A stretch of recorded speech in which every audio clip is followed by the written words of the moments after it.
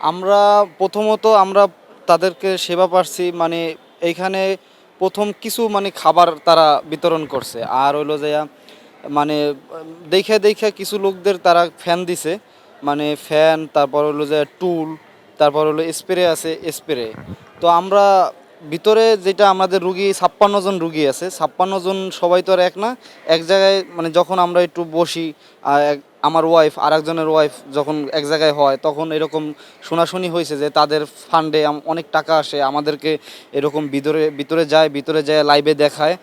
কিছু কিছু সিরিয়াস রুগী আছে এগুলো এই রুগীগুলো দেখায় এবং দেখাইয়া তারপর বিদেশে থেকে ওনাদের ফান্ডে টাকা আসে, এই টাকা ওনারা অনেক আত্মসাৎ করে, এটা আমরা শুনছি। এবং এটা প্রমাণ হলো যেমন আজকে আমাদেরকে দুপুরে লাঞ্চ দিছে, ওই লাঞ্চে আপনার ভাত দিছে, ভাতের সাথে রোস্ট দিছে। মানে আমি আপনিই বলেন ভাতের সাথে কি রোস্ট কখনো খাইছে না? পোলাওর সাথে রোস্ট খাইছে, ভাতের সাথে রোস্ট দিছে, কোনো ঝাল ঝাল তরকারি দেয় নাই, শুধু রোস্ট দিছে। আর ওনারা যেটা বলে যে সহযোগিতা বলতে একটা স্প্রে দিতে পারে, একটা টুল দেয়। তো একটা টুল দিলে একটা রুগীর যদি 1000 টাকা বাজেট হয়, একটা টুলের দাম 200 টাকা, একটা স্প্রের দাম 100 টাকা, 300 টাকা। আর খাবার তো প্রতিদিন দেয় না, এই 2বার খাবার দিছে ওনারা যতদিন বসছে এর ভিতরে। আমি 19 তারিখ ভর্তি হয়েছি, গত মাসের 19 তারিখ, আমি 2বার তাদের পক্ষ থেকে 2বার খাবার পাইছি মাত্র।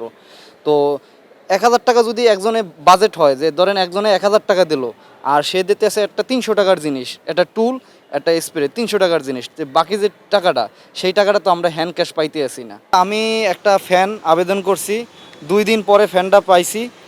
আর এই যে দেখেন আমি একটা টুলের জন্য আবেদন করছি 3 দিন, আমি আজকে সহ এই যে এখন সন্ধ্যা কয়টা বাজে, আজকেও আসতে বলছে, আজকেও তারা আমার ফেরত দিয়েছে, বলছে তাদেরকে ফান্ডে কোনো টাকা নাই সেটা বলছে। তো আমি একটা রুগী মানুষ, তারা সাহায্য করতে বসছে, আমার তো মনে হয় তাদের যে 5 জন যে কয়জন এখানে বসছে তাদের যদি তাদের নিজে থেকে যদি 20 টাকা করে দেয় তাও একটা টুলের হওয়ার কথা। কিন্তু আমি রুগী মানুষ, আমি আজকে 3 দিন ধরে তাদেরকে একটা টুলের জন্য আসছি, তাও আমি আজকেও আমার খালি হাতে ফেরত যাইতেছে।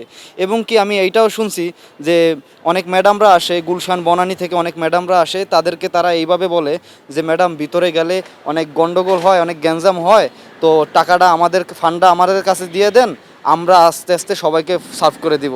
এই কথা বললেও তাদের কাছে টাকা রাখা হয়, কিন্তু আসলে মূলত আমাদের কখনো হ্যান্ড ক্যাশ টাকা পয়সা দেওয়া হয় নাই তাদের পক্ষ থেকে। আমরাও তো ছাত্রদের সাথে নামছি, 17 তারিখ পর্যন্ত বিষয়টা ছিল ছাত্রদের ভিতরে, বুধবার মানে বৃহস্পতিবার বুধবার ছিল ছাত্রদের ভিতরে।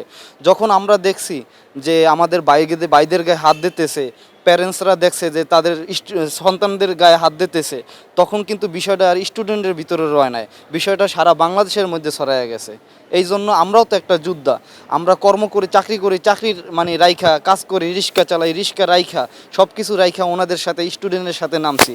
এবং শুধু স্টুডেন্টরা, আমি মনে করি যে যারা আমাদের মতন খেটে খাওয়া মানুষ আছে তারা আরও অনেক আগায় গেছে সামনে, তা স্টুডেন্টের থেকে আগায় গেছে। কারণ আমি গুলি খেয়েছি শুক্রবার দিন, বাড্ডা নতুন বাজার, আমি কোনো শুক্রবার দিন স্টুডেন্ট আমি আমার ওইখানে দেখি নাই, ক্যাম্ব্রিয়ান কলেজের ওইখানে আমি শুধু সাধারণ মানুষ দেখছি, আমার মতন রিক্সাওয়ালা, খেটে খাওয়া মজুর, দিন মজুর, চাকরিজীবী, ছোট ছোট বাচ্চা, এগুলো দেখছি। সেদিনকে আমি কোনো স্টুডেন্ট দেখি নাই। সাহায্য মানে তারা বলছে যে সাহায্যের আশ্বাস দেয়, অনেকেই আশ্বাস দিয়েছে সাহায্যের, তারপরও মানে কিছু কিছু সাহায্য আমরা পাইছি। যেমন আজকে আমার 1500 টাকা পাইছি, একটা ম্যাডাম এসে 1500 টাকা দিয়ে গেছে। কিন্তু আমাদের তো এই সাহায্য দিলে হবে না, আমাদের এইটা হলো ক্ষণিকের জন্য সাহায্য। ধরেন এই যে মাসটা রানিং বাংতি মাসটা আমার এই সাহায্যটা হইলো, কিন্তু আমাকে ডাক্তার বলছে 7 থেকে 8 মাস সময় লাগবে। আমার হাতের 2টা হাড় ভেঙে গেছে, মানে 2টা হাড় ভেঙে গেছে, মেন যে 2টা হাড় ভেঙে গেছে, 7 থেকে 8 মাস সময় লাগবে। তারপর এটা হলো বলা কথা, তারপর ভবিষ্যতে আরও কতদিন সময় লাগবে সেটা নির্ধারিত না। আমরা চাই ভবিষ্যৎ, আমাদের সামনের ভবিষ্যতের জন্য কিছু একটা করে দিতে।